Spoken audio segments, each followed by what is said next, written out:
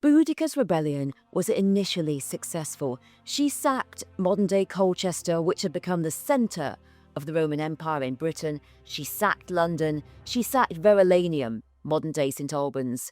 But then the Romans caught them and the troops were decimated. Apparently, even the animals were killed.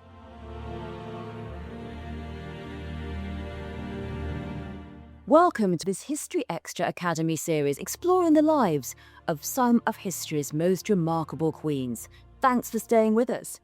I'm Professor Kate Williams, and in this episode, we're looking at some of the last queens in history and what they tell us about the story of women and power. Take Boudica, queen of the ancient British tribe. Some call it Iceni, some call it Iceni. Now, she led a failed uprising against the Roman Empire in around AD 61. When her husband Prasutagus died, he left the country jointly to the Emperor of Rome and his daughters. To me, he was totally kicking the can down the road. If he wants to leave it to the Emperor, that's fair enough. If he wants to leave it to his daughters, that is really thumbing your nose at the Empire. You should have fought for it while you're alive. I'm sure his will made him feel better, but it was guaranteed to annoy the Romans, and it did. In fact, infuriated the Romans. No one could have imagined the level of punishment that the Romans exerted on the royal family. What they did was they invaded the territory, they seized and flogged Boudica, and they sexually assaulted the two daughters, the queen and her sister, took possessions and enslaved the royal family. This was extreme, even for the Romans. Usually conquered royals were taken to Rome, put in a triumph, and sometimes after that allowed to live quietly in Rome. It was said that Zenobia, the great queen of the Palmyrene Empire who fought hard against the Romans, that she was taken, put in a triumph, and then later married a Roman senator.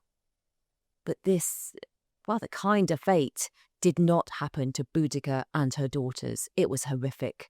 They meant to crush all spirit out of Boudica. The opposite was true. The queen decided to fight.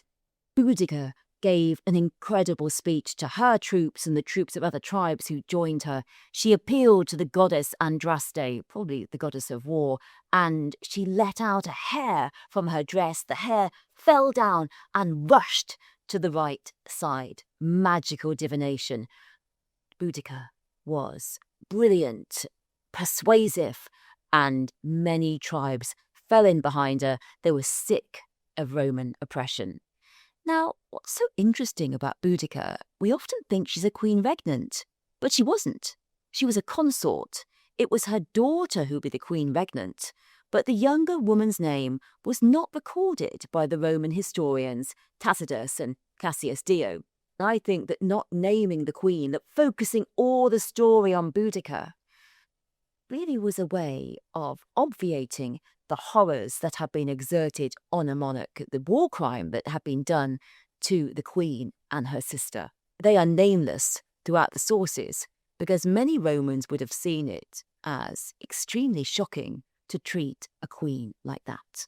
Boudica's rebellion was initially successful. She sacked modern-day Colchester, which had become the centre of the Roman Empire in Britain. She sacked London. She sacked Verulamium, modern-day St Albans. But then the Romans caught them and the troops were decimated. Apparently, even the animals were killed. The Roman sources are divided on what happened to Boudica. One says she died in battle, the other says that she died afterwards, killed herself. But neither of them say what happened to the queen and her sister. Their stories are lost. Boudica's rebellion failed, but it did actually change things for the people of Britain. During the rebellion, some in Rome had said, maybe Britain is too much trouble. They decided to stay, but actually dialed back on the oppression, and so life in Roman Britain post-Boudica was much better than it had been before. So Boudica's rebellion did improve the lives of the people of Britain, even if the kingdom was lost. The last queen of the Iceni.